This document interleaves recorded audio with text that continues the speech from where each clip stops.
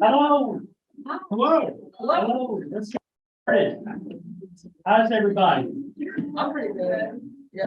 You look good. It's nice to see this crowd here. Thank you for being here. We know that this is not ideal reading weather, right? We tried to order a 45-day with a light mist, you know, but supply chain. So thank you for coming and spending a few minutes of your lovely fall afternoon with us. I think it'll be glad you did. I want to thank you for being here. I want to thank the incredibly kind donors who have given and continue to give to the David Clewell Visiting Writer Series at Webster University. This old thing we're making new again with Nicky's help this afternoon. Our donors, and you can still be one if you're interested, just let me know, have made events like Nicky's visit possible, and will continue to make events like this possible well into the future. I'm very thankful for that. I'd like to also thank the Faculty Speakers Committee and the Women, Gender, and Sexuality Studies program for their co-sponsorship of Nicky's visit. I would also like to thank the Novel Neighbor, the official bookseller of the David Clewell Visiting Writer Series.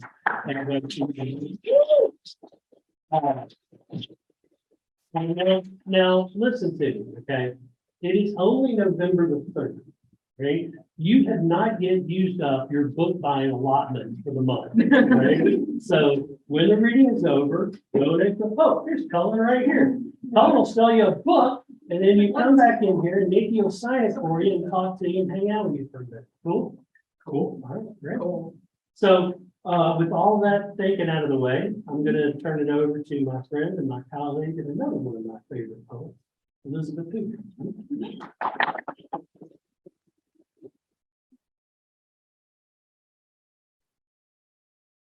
I just wanted to take you all in for a second. You're so beautiful. I'm really excited to introduce Nicky here. All of her stats are on the poster, and so I'm not going to focus on the awards as much. But one of the things that comes up a lot when talking about Nicky Beer's work is the inventiveness of her language. But I wanted to start my introduction with an image that maybe doesn't demonstrate that, but this is from this is from Real Ponies and Genuine Faith. She I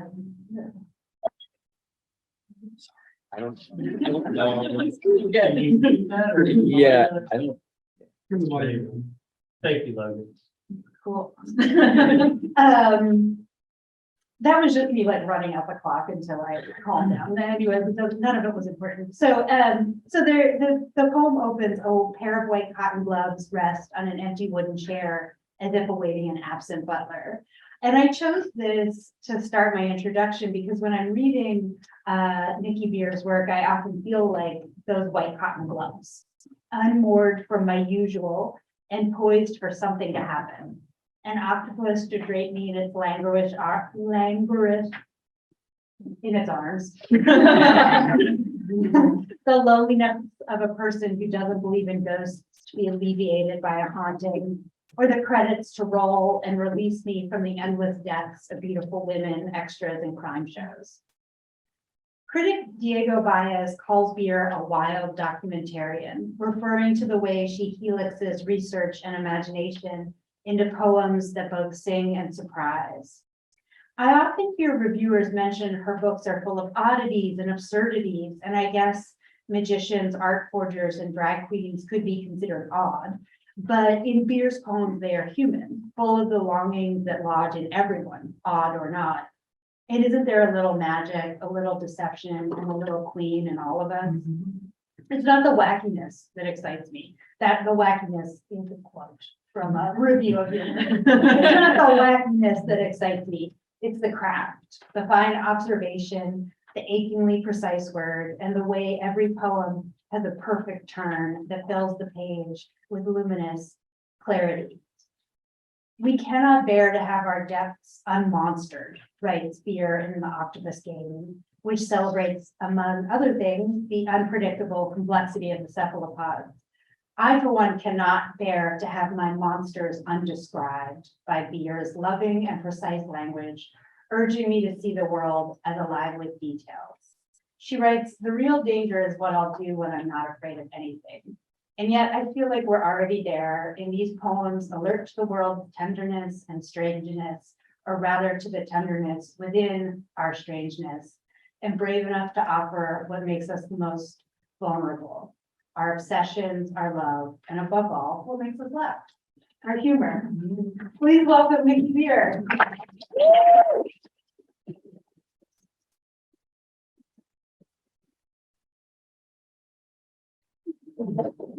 I don't know how I'm going to recover from that. I'm going to try and thank you, Elizabeth, for that wonderful introduction. Murray, thank you so much, my old friend Murray. We've known each other for 20 something years. 20 something years. When we were both couples, not those kids. The University of Houston Center for Faith program. But thank you so much. It's an honor for you to have invited me here, and it's an honor to be a part of this visiting writers series that is honoring David Clewell, who was just such a tireless advocate for the literary arts for so many decades. I mean, you know, there's no way to possibly counter itemize the gifts that he gave to the literary world. So the best I can do is to just try and I don't know, honor him as best I can, but trying to do a good job today.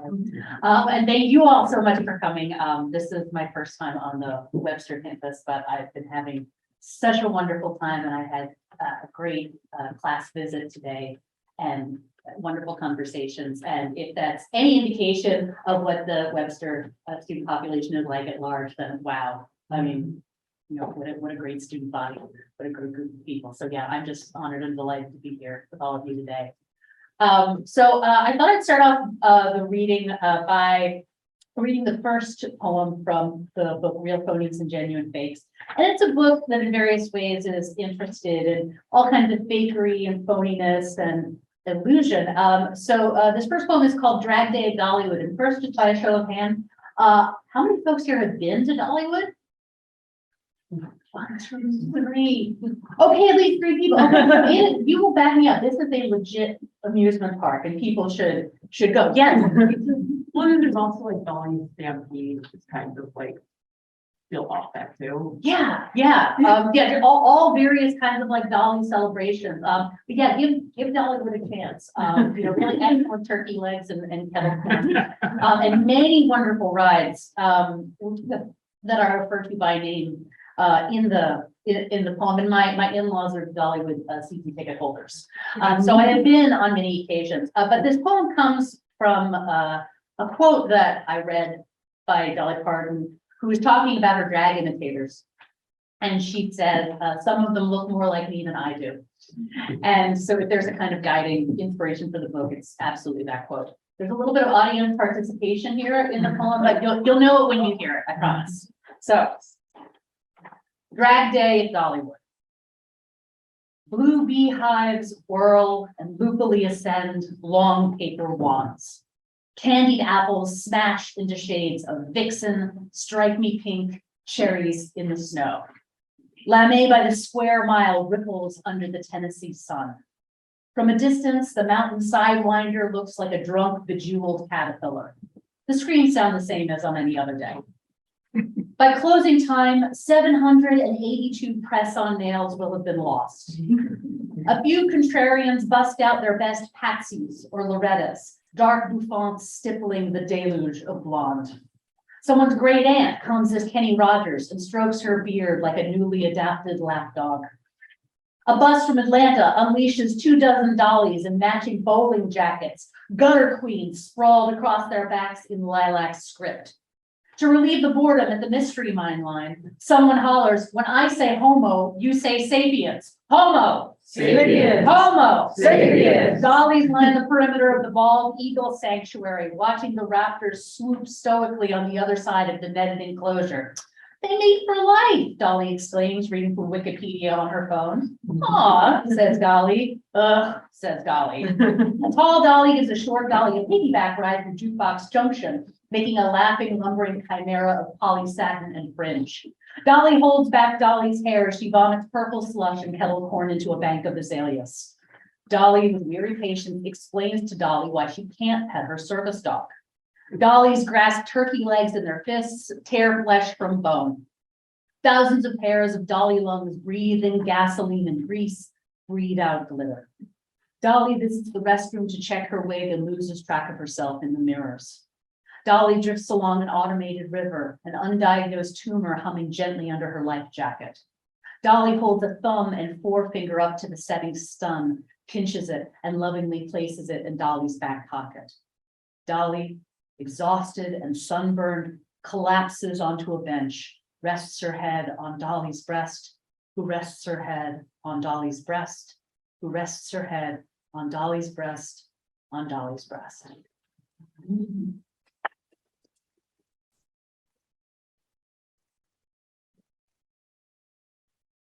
I should say, as far as I know, there is no such thing as Drag Day at Dollywood yet. But this is a product of my imagination, but maybe one day not so much.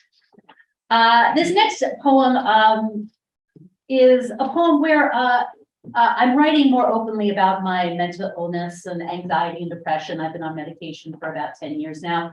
But in the book in general, I'm starting to write about these conditions more directly. And so this is a poem that engages with that. It's set a little bit at the Deer Trail Pioneer Historical Museum in Colorado. And I visited with my best friend, Maya Grants, the artist and writer to whom this book is dedicated. And this is called Two-Headed Taxidermy Calf. I hated myself for pitying it, nearly 30 years dead and alive for only a few hours, as if that could do any good.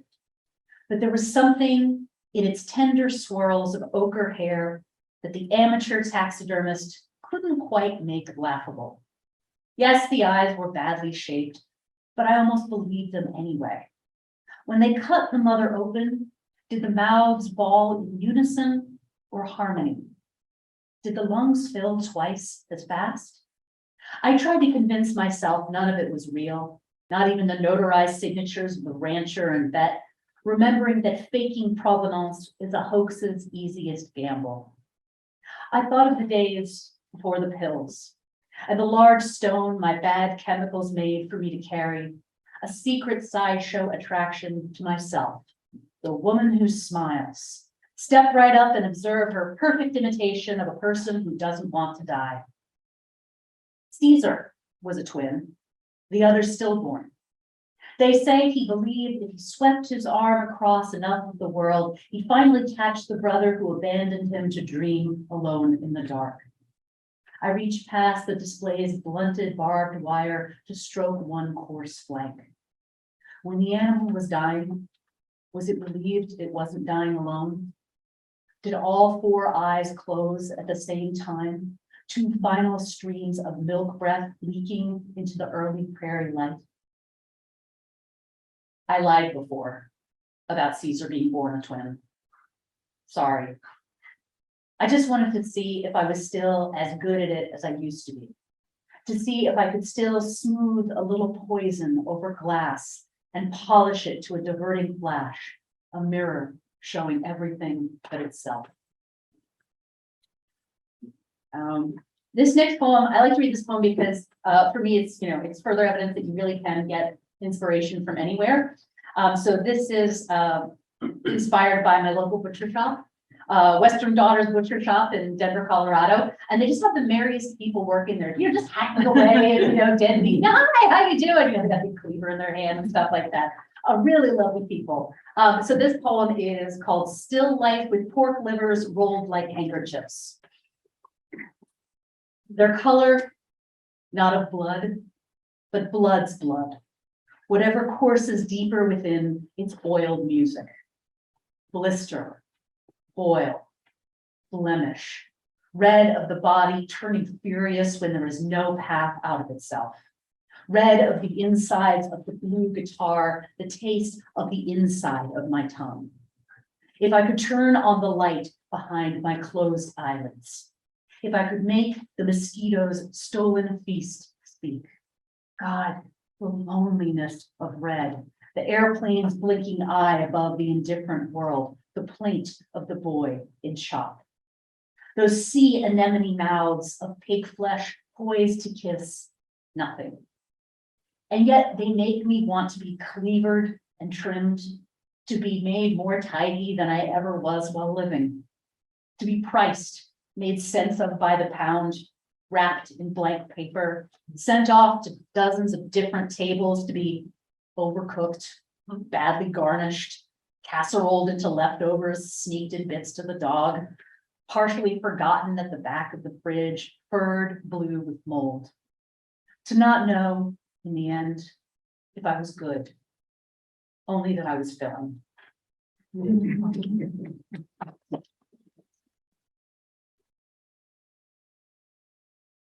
So,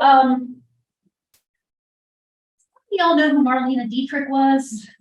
Some people, okay, she was a wonderful, glamorous, old-time movie star. She was a bisexual icon. She had cheekbones that could cut glass. You know, she was a complicated and magnificent actress. And one of the things about her is that she was, before she went into, you know, her big time Hollywood game, is that she was trained as a violin player. And she parlayed those skills also into learning how to play the musical Saw. And so also she was an ardent supporter of the American troops during World War II. And so she would often tour with them in the USO, often behind enemy lines of great peril to herself.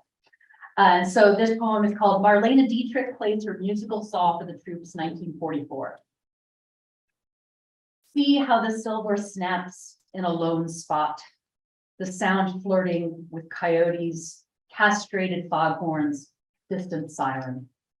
Observe how that polished body curves in the strategy of lights, how its voice is like a parody of mourning, and so even more mournful immersed in its high-pitched joke.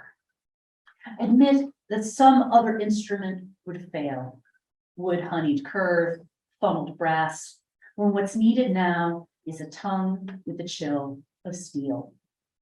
Watch how the thighs hold that music steady, how the dust and moths draw closer to the song, a song that's dying even as it hovers in the dark, a lost mouth moaning vowels that are too close to your name.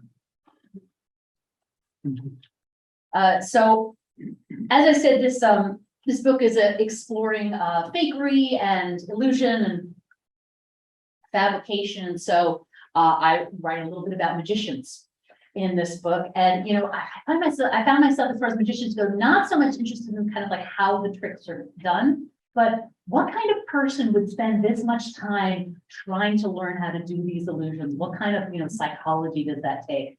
So this poem comes from a book I read called, it's by Jim Steinmeier. It's called Hiding the Elephant, How Magicians Invented the Impossible and Learned to Disappear. And I just use a term in here, a cenotaph. And a cenotaph is a monument to someone who is buried elsewhere, especially when commemorating people who died in war. So the Vietnam Veterans Memorial, that would be an example of a cenotaph. Okay, so the magicians at work. Over the years, they hunted the wayward apprentice watchmakers, the disappointing sons who transformed their surnames, hunted over acres of hinges, cogs, calluses, hidden whiskey, mustaches of breath from ferrule, poured an ocean of fortune into fabrications of brass and iron, spent entire seasons strumming massive harps of wire into perfect calibrations of invisibility, prayed to the gods of adjustable mirrors, cursed the gods of temperamental gaslights, broke the legs of imitators and thieves, chewed holes in each other's pockets, harnessed nightmares of giant silver hoops, making endless passes over the bodies of the dead, hoisted high a cenotaph for hundreds of sacrificed rabbits, breathed miles of delicate thread into the lost labyrinths of their lungs, all to make a woman float, and none of them ever thought of simply asking her. So I've got a fascination with liars in this book. And this is a poem that's based on a poet, a work by a poet who I really admire, the poet Jenny George. And so this is a poem called Notes on the Village of Liars. If only I could gather them in one place so we know where they are, right? Because that's none of us, right? Notes on the Village of Liars. Sunrise arrives just as it would anywhere. A raccoon sleeps in the dry fountain of the main square. Children drag dark red jump ropes along the streets behind them. There is a local motto, but no one can quite remember what it is. Something to do with persistence. Beekeeping is a popular pastime. There is always enough smoke and honey. The shadow of the tallest building resembles a broken arm. A feather is nailed upside down above every doorway. This symbolizes a tongue. Don't ask me how they determined the correct direction of the feather. A guard is always posted at the cemetery, because who knows for sure? Everyone is the mayor. No one is the executioner. Every book has been stolen from a library somewhere else. Yes, even this one.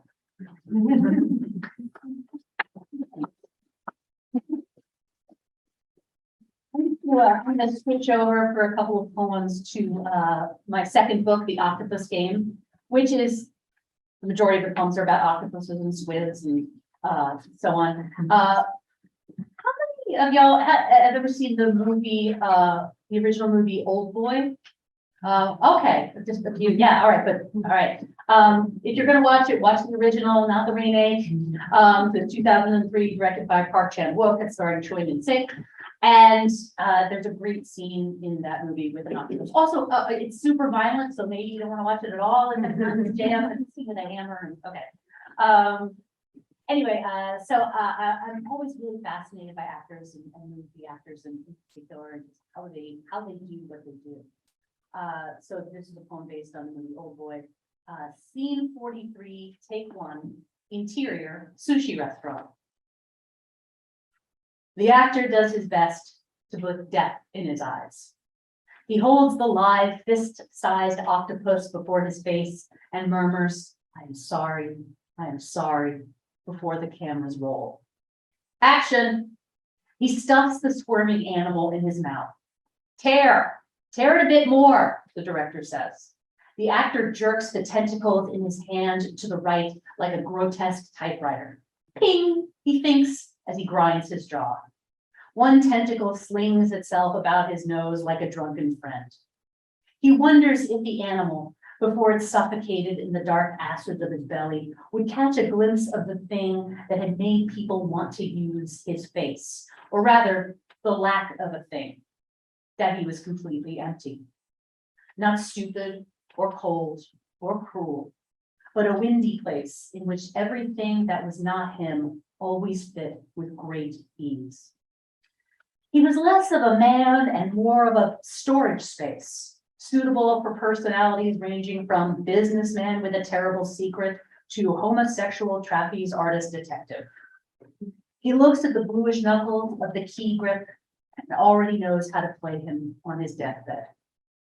When the actor stares at himself in the mirror, he thinks of snowfall on the ocean, flattened spoons, the empty column above the mercury in a thermometer. He suddenly wonders if the octopus is female, if he's doing something unseemly. Perhaps he'll be able to play women too, and summon the complicated geometries of their saddest smiles. Sometimes he wonders that he'll run out of lives. The remaining tentacles cling to his chin in a matted beard, a few rearing up to gesture back to his face, as if to say, him, he's the one, officer.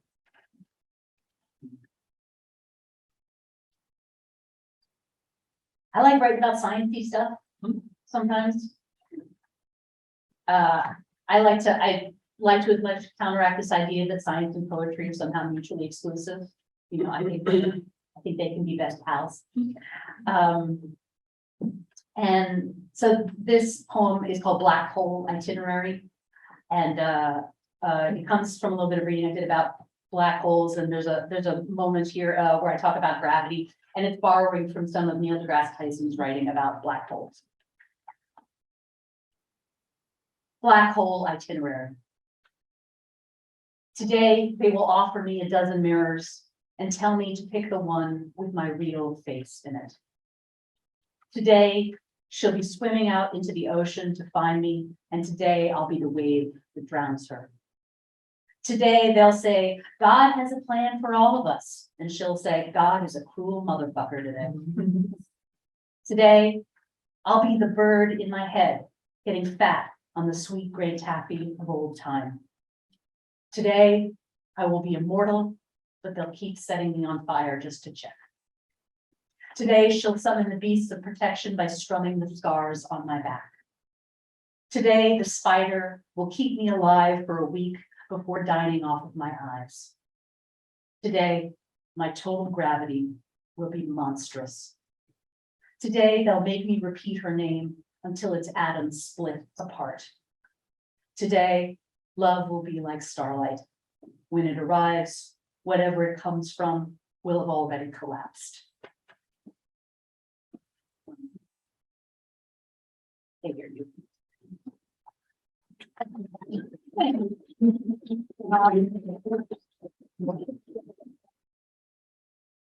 I'll read, I'm just gonna read one more poem from the Octopus book. I'll read the first poem. And this is actually a poem that kind of made the whole book happen. I went to, anyone been to the with the Tennessee Aquarium in Chattanooga?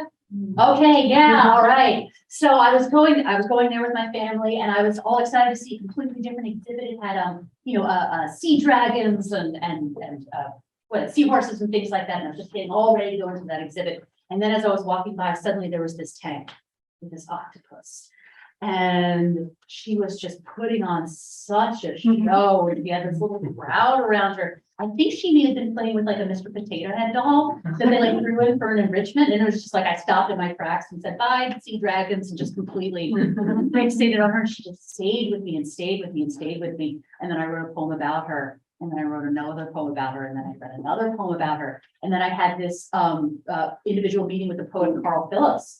And I said, yeah, I think I might turn this into like an 8-part, sequence. And he said, why stop at 8 poems? And so as a result, so thank you, Carl Phillips. But yeah, so this is the poem about the octopus that really kicked off the whole book. I make reference to Gary, that's Frank Gehry, the architect, who's known for the kind of undulating shapes of his building, which supposedly came from like his grandma buying live carp to make gefilte fish with, and he would watch them swim around in the bathtub before she, killed them and ground them up. So at least one good thing came out of gefilte fish. For those who know, And then I also refer to girandoles. And those are kind of like little ornamental, kind of Phillips that look like stars or explosions or fireworks. You see them on like old timey Baroque candlesticks and things like that. So all of that having been said, Octopus vulgaris. The tank bubbles intermittently, but there is no tide to sway her into grace. Turn, and in your peripherals, there's a sudden flex. A time-lapse lily blossoming into your blind spot. Trebled as if by volition, now spread against almost the entirety of the glass, she obscures her habitat and commands you to the entirety of herself, her self-tossed parachute of cream and coral.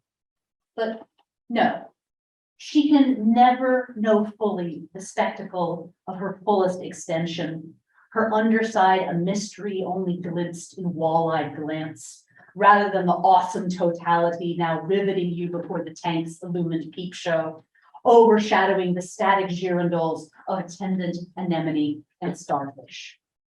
Blue-blooded, 3-hearted hedonist, she arches into Gary porticos against the thick plate addled by green neon, plots for the hour when she'll heave herself out during the night shift, gorge herself on the neighboring scallop habitat. Admit it. Her splay and sprawl has made you blush. Just looking, you think, as if such an enterprise were safe. as if she were not the pupil Pandora she is, who can open a jar, if only you'll teach her. And that's, okay.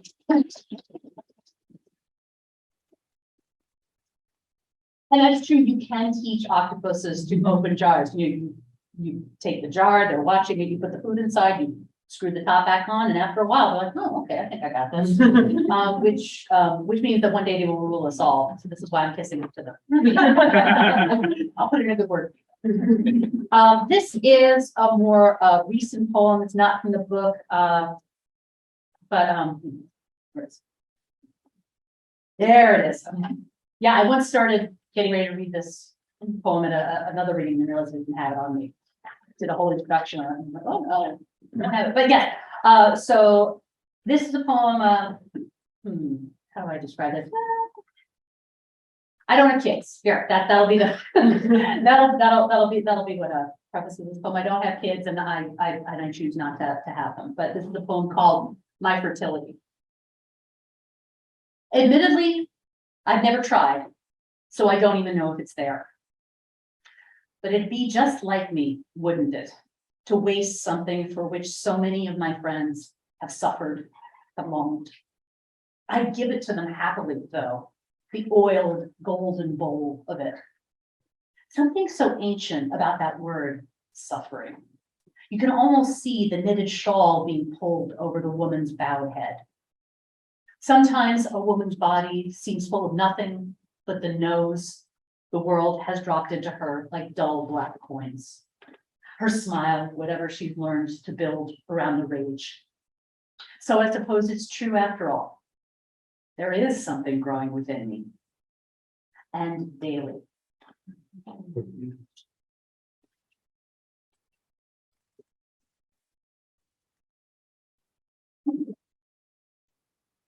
Okay, so back to real phonies again.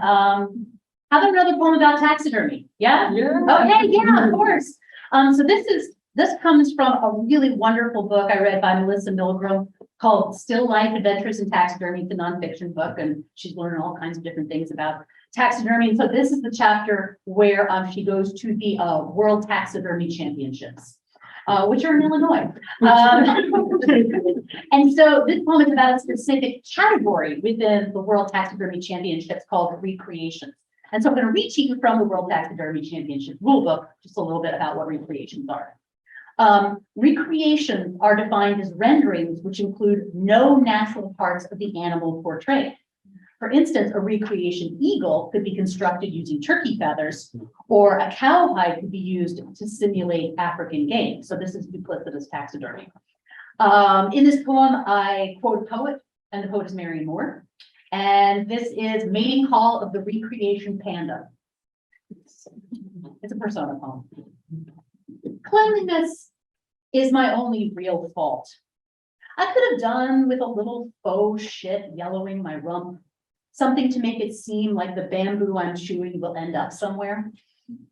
I bear the bodies of 17 grizzlies on my back alone, peeled, dried, Clairol dyed, and quilted into the whole of me. I know that my ears were done with great tenderness, and one quiet evening, my maker even briefly held one in his mouth. That I have no memory is hardly his fault. I'm not even a ghost, since this requires both life and death as precedent. Says the poet, what is more precise than precision?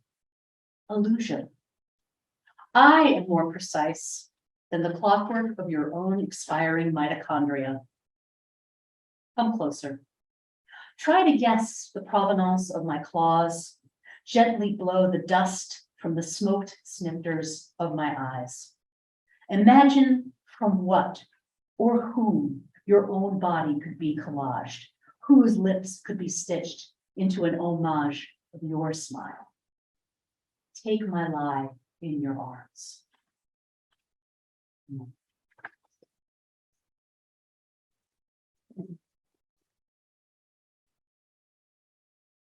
So this next poem is about Batman.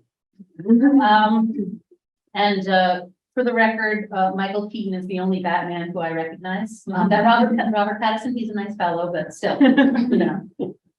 It all began and ended for me in like 1989. Anyway, so. Dear Bruce Wayne. My parents are dead too. A dirty, self-cannibalizing Gotham. I also claim it. Its city limits built by my skin. I slough and slough, but the city remains. Tell me, if you'd watched your mother's face go a slow yellow after they cut off her breast, if you'd watched your father's mind get chewed down to spasms, who would you fight then? What broken string of pearls would you chase into the gutter? Lucky boy to have an enemy. Admit it. What bugs you the most about the Joker is his drag. You suspect his crayoned mouth a lampoon of your dead mother.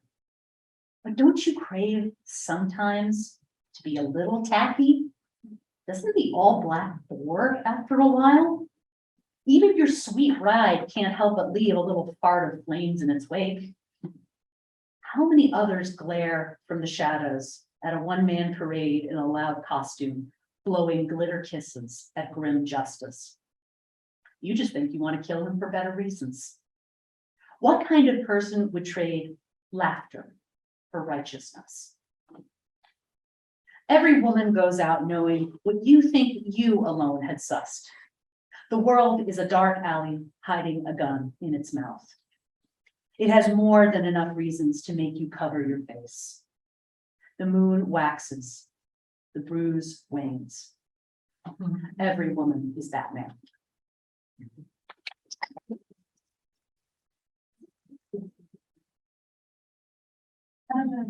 It's about, Okay, so what do you think? Yeah, okay, I got a couple more. This next poem, I always say when I read it, it's gonna get me kicked out of the Society of Poets. Because, you know, it's called The Poet Who Does Not Believe in Ghosts. I mean, that's supposed to be one of my jobs, right? You know, I sit around, I look at birds, I write about them, I believe in ghosts. But yeah, no. There's a moment in this poem where the speaker addresses God and God briefly answers. Yeah, I'll try to make that clear by modulating my voice, but, you know, so just keep your ear up to the voice of God. And this poem is for my late friends were poets Craig Arnold and Jake Edinburgh. The poet who does not believe in ghosts walks through the darkened house and knows she is alone. The groans in the pipes are not secret communiques meant for her deciphering. The gnashing of the floorboards is just old wood badly joined.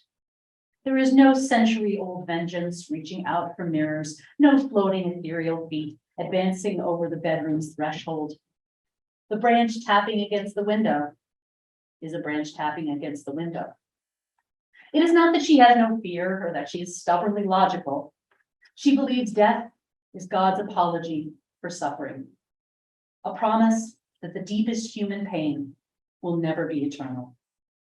The sudden cataclysms of the brain, the helplessness of search parties, children savaged, watching one's beloved go mad, the slow betrayal of the body.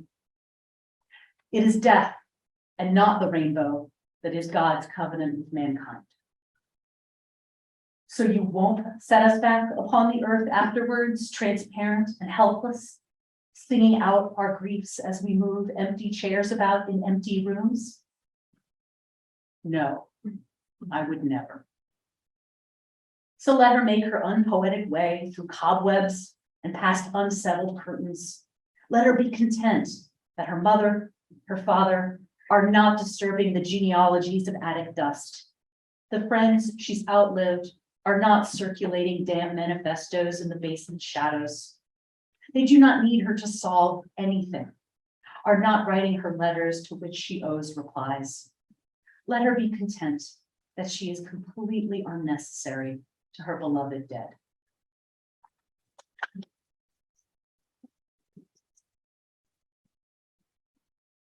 And then just one more, and thank you all again so much for being here.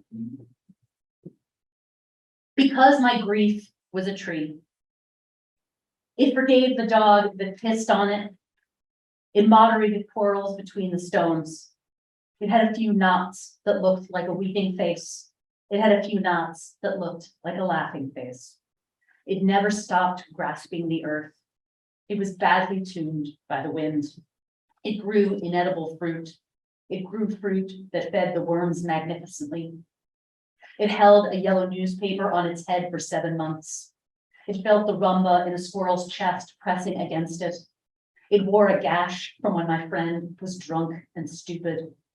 It looked up at the geese in their lofty arrows. It looked up at the geese in their trombone heavy operettas. It looked up at the geese and wished them all good shoes. It stretched its arms wider every year. It waved its dozens of dark hats over the grass. Thank you.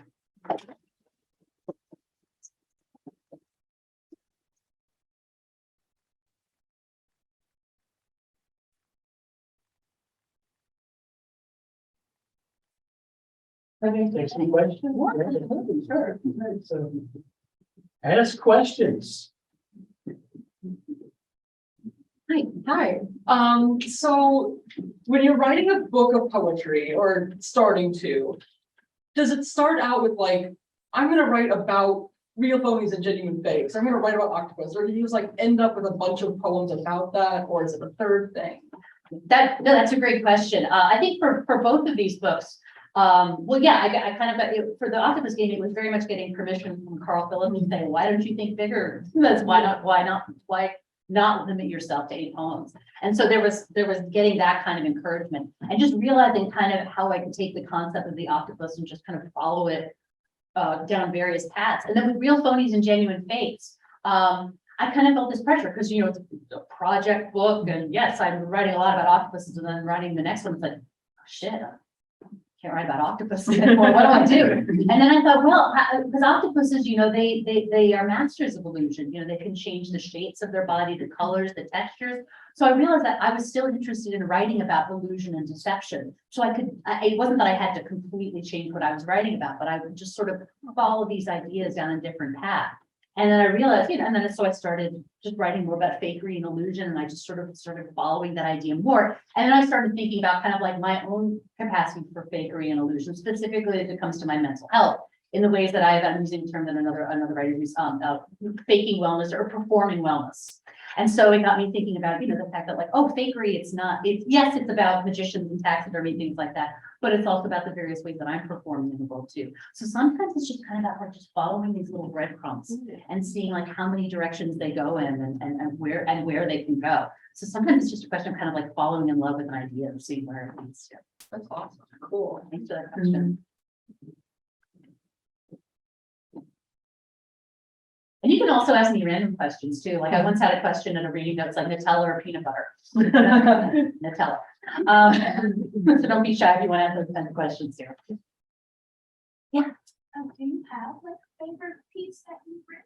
Or do you like It's like saying, do I have a favorite child? They are all my children. No, I mean, I there are certain maybe more poems that I enjoy reading out loud more than others, or that I get more excited about reading out loud. I think for me, at any given moment, like the poem that I'm excited about is the one where I find myself writing about something that I didn't know how to write about before, and I managed to sort of push my way through it. Like the poem I just read about my fertility, like that's a pretty new one, and just sort of writing more directly about like anger, you know, in a way that's not just, you know, yelling throughout the entire poem, but really writing about the nature of anger and how I experience it, and you know, how it relates to my identity and me living in the world. So I'm very fond of that poem because it's like, I didn't know how to write about anger before. And this was a poem where I figured it out a little bit. So I think that's one way of answering that question. Thanks. Yeah. Is my fertility published anywhere? Mm-hmm. It's published online in the Cortland Review. It was published this spring. So y'all should be able to find it. Oh, how do you get people who are not generally super interested in poetry to sort of catch an interest? I ask this because I'm going to be an English teacher, and so yeah. I think and you know, I've been you know teaching poetry and poetry workshops and literature classes for a long time, And I think sometimes what it comes down to is expanding people's idea about what poetry can be about. You know, I think there's sometimes an idea for people who kind of like don't know poetry very well, that it's about flowers and it's about love and it's about the moon and, you know, being brokenhearted and things like that. But then showing people poems that are about, sports and, an old pair of shoes and, waiting online at Walmart and being really bored. Like the poetry is about all of these experiences too. And that's something I try and nudge my students too. I was like, yes, fine. Okay, write about breakups, on your own time. But really tell me about the time when, you were, you really had to pee and couldn't find a bathroom, And so I think it's a question of saying, poetry is about all of this other stuff as well. And that I think is what makes it so exciting. Poetry can be about taxidermy. Poetry can be about fake taxidermy. Poetry can be about a completely fictional day at Dollywood that I would nonetheless like to see. So I think that's what it's about. Sometimes just bringing them really weird poems about weird shit that you think a poem wouldn't be about. I think that's a really promising place to start. Thank you. You're welcome. What's the name of the second to last poem you read? The poet who doesn't believe in ghosts. Okay. Is it published anywhere? Gosh, I'm trying to remember. I mean, it's published in the book. And I can't remember if it was published in a journal beforehand or not. I'm bad for not remembering that, but it'll say so in the book if it was published in another journal beforehand. Thanks. Hi again. So I'm a creative writing junior and I'm thinking about doing grad school after graduating. Is there any advice for like something to do now or like to be working on to kind of like have the best foot to put forward when applying to grad school? Yeah. The advice that I usually offer folks is to actually not go to grad school right away after being an undergrad. Because it's going to be there. It's not going anywhere. It's and really just sometimes taking a few years off to not be in school because you've probably been in school for many years now, right? And just having the experience of not being in school, having your life not dictated by the academic calendar, I think that's a really valuable experience to have. So that just you know this other thing in your adult life before you go back into it.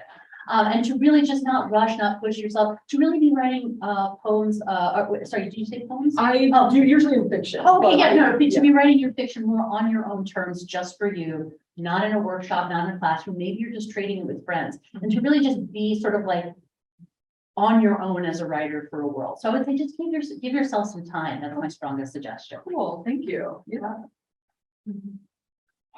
Do you have any advice specifically for poetry grad school? Be the same thing. Take the time off. Have writing buddies. Keep your writing buddies, after you graduate. Because because even after you get out of grad school, the thing that you really need to do is, for the rest of your life, figure out what you're gonna do when you're not, in a writing class anymore. And what you really need to be doing is cultivating those relationships with other writers, where you can be trading work and getting excited for one another and being accountable to one another and trading books and things like that. I mean, workshops and classrooms and grad schools, they are great ways to build community, but it's really important for you to be teaching yourself how to build community for yourself on your own as well. So you're not ever dependent on just one source of community for your writing. Does that help? I think it helps. You won't know for years. Hi. Hi, I was just wondering what your poem writing process is kind of like. Like, is it kind of like an out of body experience? Your mind just come to you and write it down?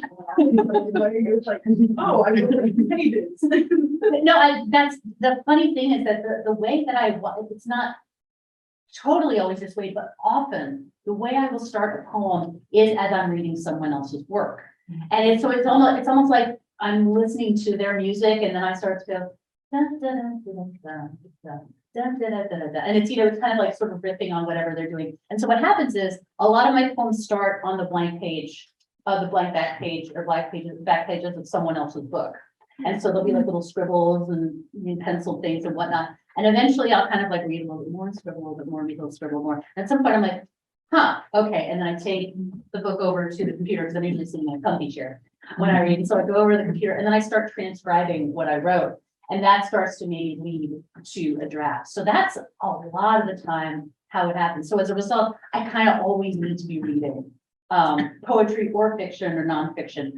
But that's for me is always like a really trustworthy way to stay writing poetry is reading other people.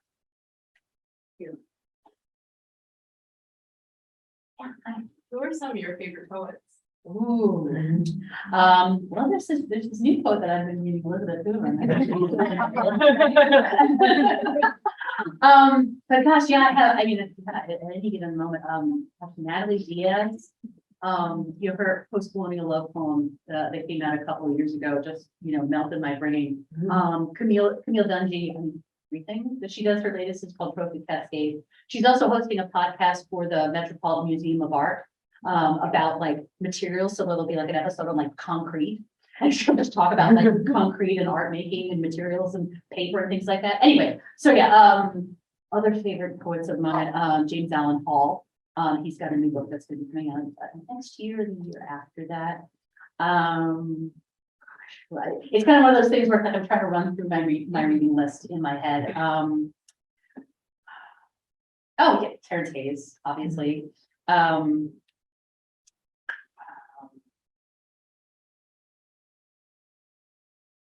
Oh yeah, Torn Greathouse. I'm now starting to sort of like visualize my nightstand. Yeah, so those are just a few among kind of like the many. And basically after everybody leaves, suddenly I'm going to be thinking about like 20 more. Go, wait a second. Elizabeth Bishop, and she's really foundational to me. So yeah, those are just a few folks. What was the name of the one who does the podcast again? Oh, Camille Dungy. Camille Dungy. Dungy. She also has a terrific book of essays out. And Trophic Cascade, that's her latest one. It's a lot about thinking about motherhood and race and environmental disaster. And environmental recovery too, so it's not total bummer. Time for a couple more. Yeah. Do you feel like there's something very specific in your writing that sort of speaks to your own writing style?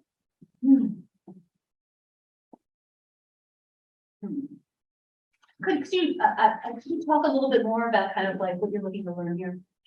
Just sort of like your voice, because I know on my own writing, even if I change something, I can still feel that I wrote it, whether it's like the stylistic choices I made or like a lot of sentence structure, just like stuff like that. And like, of course, this is like one of my first times hearing you read your poetry. Yeah. So I can't like pick it out, but like, is it something like that that that you can just go, oh yeah, that's my life. I love that question. Okay, I'll tell you this.